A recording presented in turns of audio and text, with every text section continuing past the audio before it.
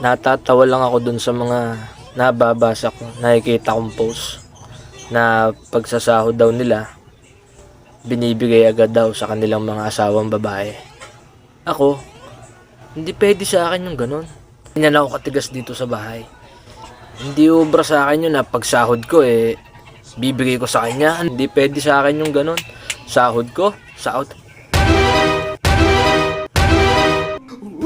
Hindi, ito nga, pinapaliwanag ko lang sa kanila na yung sahod ko kako, pag sahod ko, sa'yo agad yun, abot ko agad sa'yo yun kasi nga, ikaw ang mamamahala nun, yung sahod ko, ikaw mamamalengke, kaya ibibigay ko agad sa'yo yun.